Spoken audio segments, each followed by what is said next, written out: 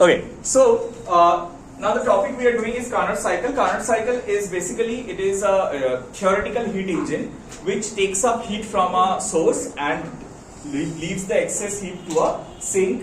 और उसमें से जितना वर्क हो पाता है वो वर्क से हम लोग एनर्जी कैलकुलेट करने का कोशिश करेंगे. तुम कुछ पेजेस छोड़ के कर रहे हो? ठीक है. So वीरेंद्र ध्यान से सुनना पड़ा. Well, now कार्नट साइकिल में क्या हो रहा है, पहले हम लोग इसका प्रोसेस का जो क्या डायग्राम होता है, क्या डायग्राम ड्रॉ करते हैं हम लोग? PV indicator diagram. Indicator diagram किसको बोला जाता है? Pressure versus volume graph. Pressure versus volume graph को इंडिकेटर डायग्राम बोला जाता है. ठीक है. अब ये पीवी ग्राफ में हम लोग कार्नट साइकिल देख रहे हैं. कार्नट साइकिल 4 स्टेप में, एक पूरा साइक्लिक प्रोसेस, कुछ स्टेप्स होते हैं हम लोग सीखे थे. ये एक साइक्लिक प्रोसेस कभी एक पर्टिकुलर प्रोसेस से नहीं बन सकता है, बहुत सारा स्टेप से बनता है. सो यहाँ पर 4 स्टेप होता है. ठीक है. फर्स्ट स्टेप क्या होता है? स्टेप 1 कैलकुलेशंस यहाँ पर करेंगे. स्टेप 1 होता है आइसोथर्मल एक्सपेंशन. ठीक है. सो आइसोथर्मल एक्सपेंशन में, अच्छा लिखा है नीचे, स्टेप 1 आइसोथर्मल एक्सपेंशन. सो आइसोथर्मल एक्सपेंशन क्या होता है कि टेम्परेचर कांस्टेंट. हाँ, मतलब एक ग्राफ बनता है ऐसे. ठीक है. एक आइसोथर्मल ग्राफ, याद है isothermal process PV equal to constant होता है. नेक्स्ट आइसोथर्मल एक्सपेंशन के बाद स्टेप 2 होता है. अच्छा, इसको यहां पर नेम करते करते आते हैं. मान लो इसको ए ले लिए, ये वाला पॉइंट, और B. So isothermal expansion is A to B. ठीक है. सो कोई भी आइसोथर्मल एक्सपेंशन में क्या होता है, वो एक्सपैंड कर रहा है, टेम्परेचर कांस्टेंट है, तो मतलब इंटरनल एनर्जी चेंज कर रहा है क्या? नहीं. तो अगर वर्क कर रहा है तो वो कैसे करेगा वर्क? बाहर से हीट एनर्जी सप्लाई करना पड़ेगा. मतलब हम लोग हीट एनर्जी बाहर से देंगे तब वो परफॉर्म करेगा वर्क. क्यों? क्योंकि Q equal to delta U plus W होता है. डेल्टा यू 0 है, so Q will be equal to W.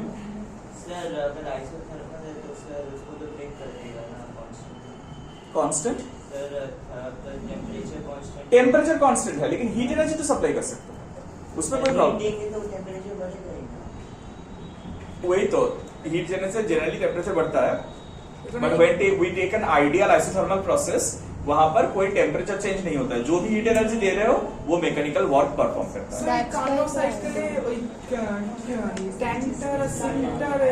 Temperature बाढ़े ना. हाँ, टेम्परेचर. सो इंडिकेटर डायग्राम में ये ए से बी में जो हो रहा है, this is isothermal expansion. And in isothermal expansion the amount of heat energy absorbed Q1 is equal to W from first law of thermodynamics. Q1 equal to W is equal to, what is the formula for work done? F dot X. nRT ln log V2 by VV by VA. अच्छा, याद है? nRT ln VV by VA. मुझे बताओ, ये याद है तुम लोगों को? ये sir right, VV by VA याद है. ये T कौन सा टेम्परेचर है? ये आइसोथर्मल है ना, तो सारे हर एक पॉइंट में टेम्परेचर सेम रहेगा. तो ये वाला लाइन का, this isotherm has got temperature, isotherm of temperature T1 लेते हैं. ठीक है. सो ये T1 लेते हैं. T1 is the source temperature. nRT 1 ln VB by VA.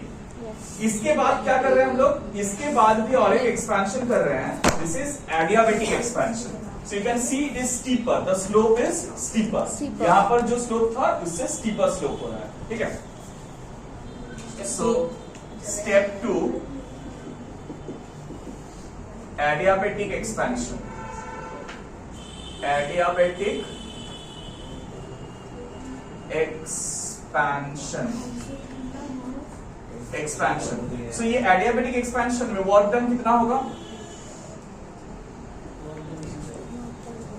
Adiabatic process में वर्क डन कैसे निकाला जाता है? P1 V1 this point is C, gamma this point is C। एक बार जल्दी से बताओ what was the formula? Power gamma V2 की ना, ना, ना, पावर ना। Sir, NR T2 minus T1 by gamma minus 1. हाँ, so we can write this as NR T1 minus T2 by gamma minus 1. T1 minus T2 ছিল তাই তো? T2 minus T1 না। T1 minus T2 gamma minus 1. NR T1 minus Right, T2 NR by T1 gamma minus minus T2 1. gamma minus 1. Is that clear? So we are reaching the temperature T2 over here. इसके बाद क्या हो रहा है? एक isothermal step 3, एक isothermal compression हो रहा है। आइसोथर्मल कंप्रेशन ये क्यों हो रहा है? याद है हम लोग पिस्टन सिलेंडर डिवाइस पढ़े थे? तो इस पिस्टन सिलेंडर डिवाइस में क्या हो रहा था? एक बार वो अंदर जा रहा था, एक बार बाहर आ रहा था। तो जब अंदर जा रहा था तब कंप्रेशन, और जब बाहर जा रहा था तब एक्सपेंशन। समझ में आया ना? तो बाहर जाने वाला प्रोसेस हो गया है, अब वापस वो अंदर जा रहा है। सो एक आइसोथर्मल होगा,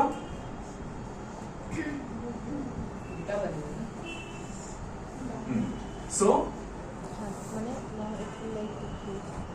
इसका कर्व ऐसे कोई कर्व ऐसे जाएगा। अरे बाबा जाएगा तो उल्टा हम बना ले पहले, अब ठीक है। समान है। और फिर लास्ट वाला होगा एडियाबेटिक एक्सपेंशन। पहले बना लेते हैं, फिर ये बनाएंगे। शार्प एज,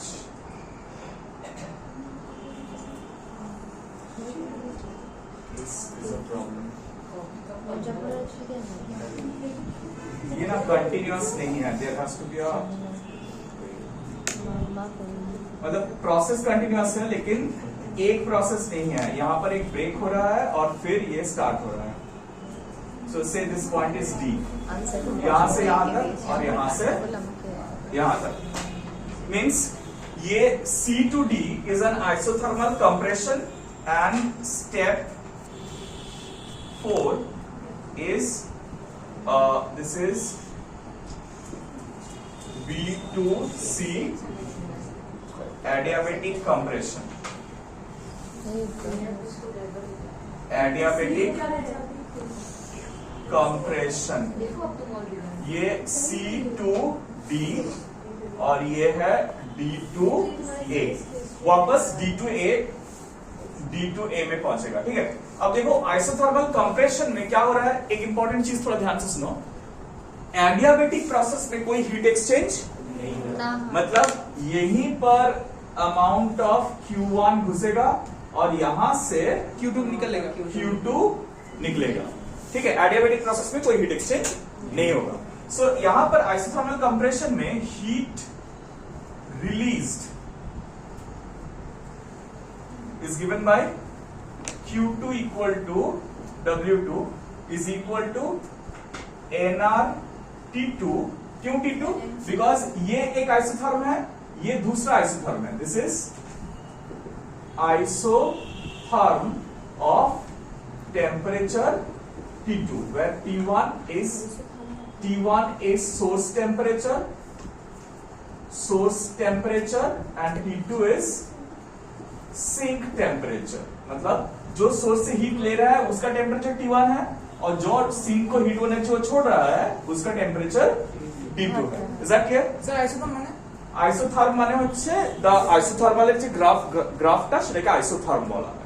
ঠিক আছে, মানে every point has got the same temperature on it. ঠিক আছে। Heat release is equal to nR T2 ln। কি হবে nR T2 ln? তাড়াতাড়ি কোনটা?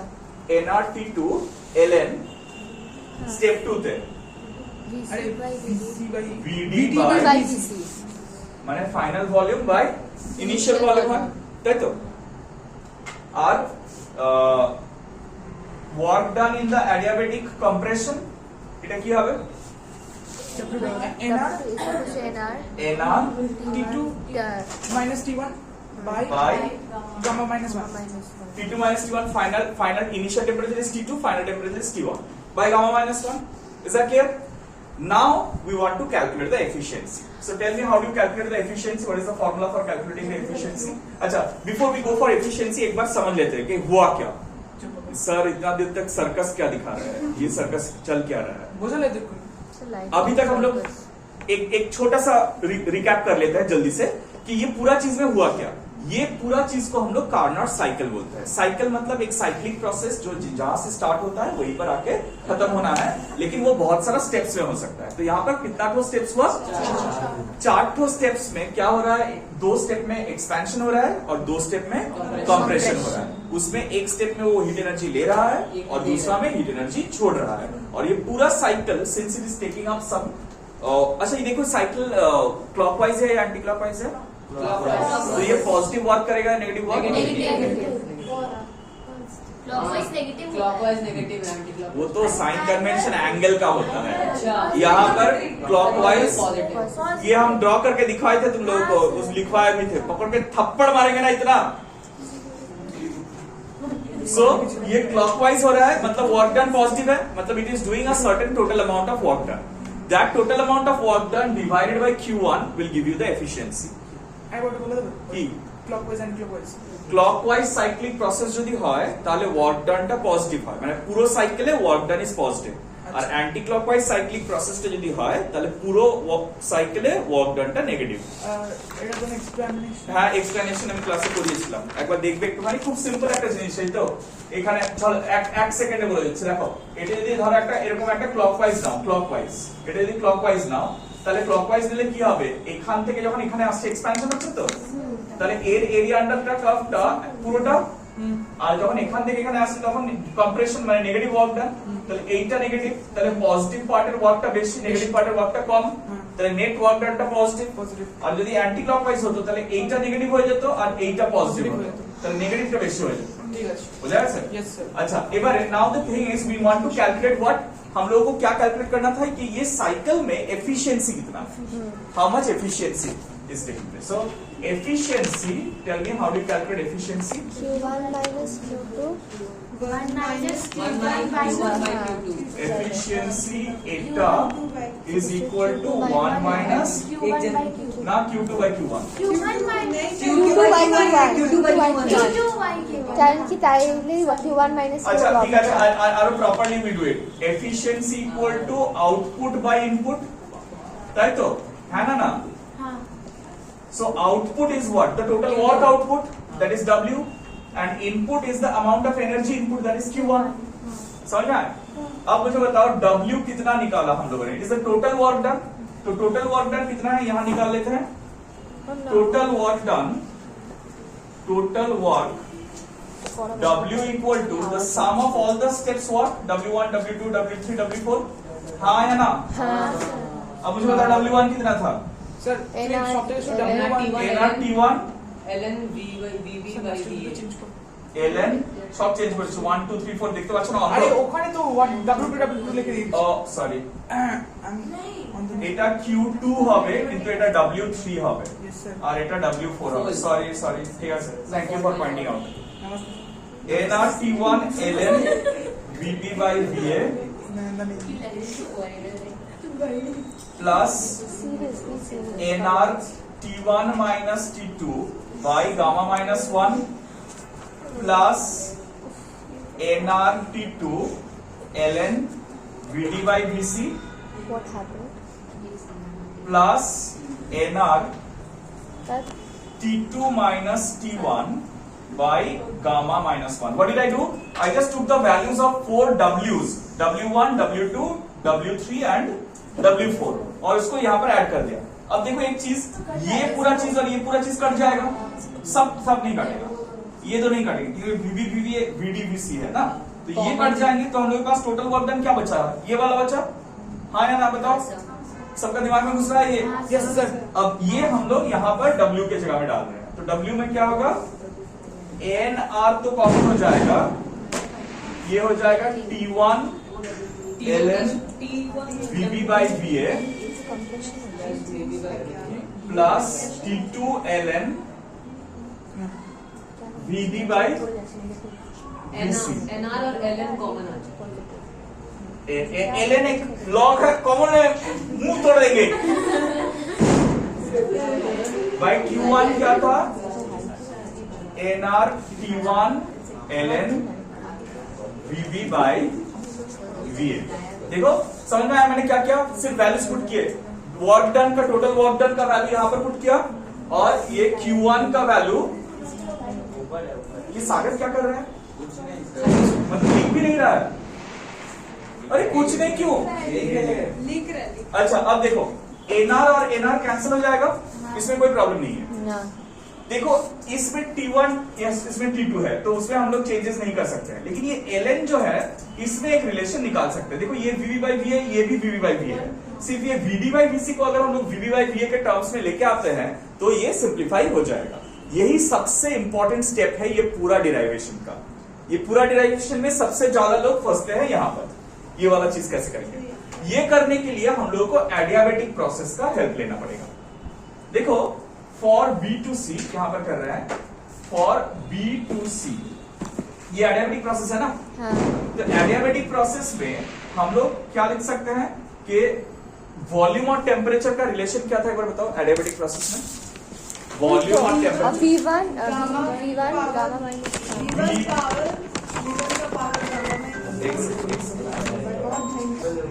अच्छा नाउ लिसन टू इट।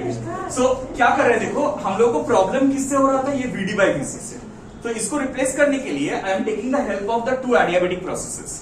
पहले फॉर द B2C प्रोसेस के लिए क्या हो रहा है, देखो हम लोग एडियाबेटिक प्रोसेस में वॉल्यूम और टेम्परेचर को रिलेट कैसे करते हैं, V1 into T1, V1 to the power gamma minus 1 into T1 equal to V2 to the power gamma minus 1 into T2। अब प्रोसेस क्या है B2C। अब मुझे बताओ B में टेम्परेचर कौन सा था, आइसोथर्मल, आइसोथर्मल T1 और C में टेम्परेचर कौन सा था, T2। तो इसीलिए मैंने VB लिखा लेकिन TB नहीं लिखा, T1 लिखा, समझ आया ना। और VC लिखा लेकिन TC नहीं लिखा, T2 लिखा। क्लियर। तो इन दोनों में रिलेशन जब निकाले तब T1 by T2 VC by VB whole to the power gamma minus 1 आया। यहां तक समझ में आया। सिमिलरली हम लोग जब D से A में जा रहे हैं, दिख रहा है D में टेम्परेचर कितना है T2 और A में टेम्परेचर कौन सा है, T1। तो इसीलिए यहां पर क्या हो रहा है, VD to the power gamma minus 1 into T2, क्योंकि यहां पर टेम्परेचर इज दैट क्लियर। और उसके बाद VA to the power gamma minus 1 into T1 करके we are doing T1 by T2, we are getting this one. अब देखो दोनों में से अगर T1 by T2 को रिलेट करें हम लोग, तो it is coming out to be VC by VB equal to VD by VA। दोनों का पावर में ही गामा माइनस 1 है, तो उसको कैंसिल कर सकते हैं हम लोग। तो इससे अगर हम लोग ऑल्टरनेट करते हैं तो VA by VB comes out to be equal to VD by VC। मतलब ये जो VD by VC है इसको हम लोग क्या लिख सकते हैं, VD by Right. VA पर, हाँ, VA by right, VB। right. So it is T1 ln VB by VA। Sir तो हम लोग Plus- एग्जाम में करना होगा कि डायरेक्ट वहां पर ना ना जी करना होगा, ये क्या मुंह देखने के लिए बनाए हम। এটা মাস আছে। VD by VC क्या होगा, VD by VC is VA by VB, right? VA by VB, so VA by VB। लेकिन एक झमेला हो गया, क्या झमेला हो गया बताओ, क्या झमेला हो गया।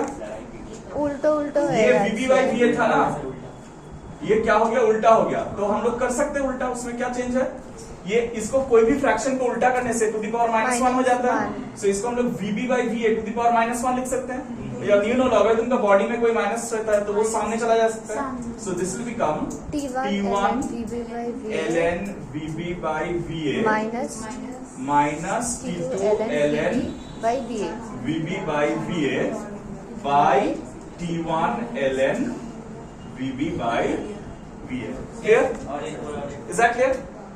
ये देखो VA by VB था ना, तो VA by VB को उल्टा करेंगे तो टू द पावर माइनस 1 आ जाएगा, आएगा कि नहीं। वो -1 सामने उतर गया, लॉगरिथम है ना, लॉगरिथम में पावर जो होता है बॉडी का वो सामने आ सकता है, तो सामने आ गया।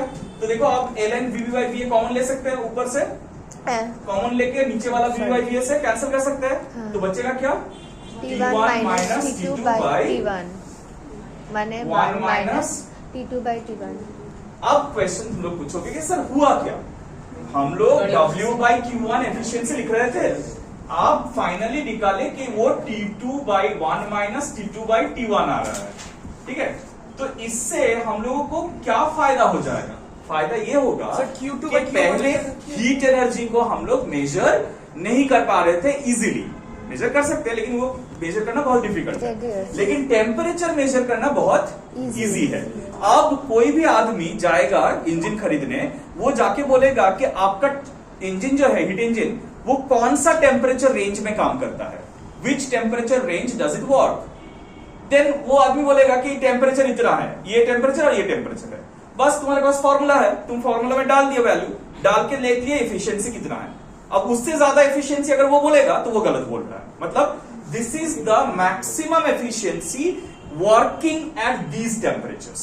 मतलब T1 T2 टेम्परेचर्स में काम करने वाला मशीन का मैक्सिमम एफिशिएंसी इतना हो सकता है। One. इससे अगर ज्यादा नहीं, 1 minus T2/T1, 1 minus T2/T1, that is the maximum efficiency. उससे ज्यादा एफिशिएंसी अगर बोलेगा तो वो गलत बोल रहा है, मतलब वो तुमको लूटने का कोशिश कर रहा है, राइट, स्कैम।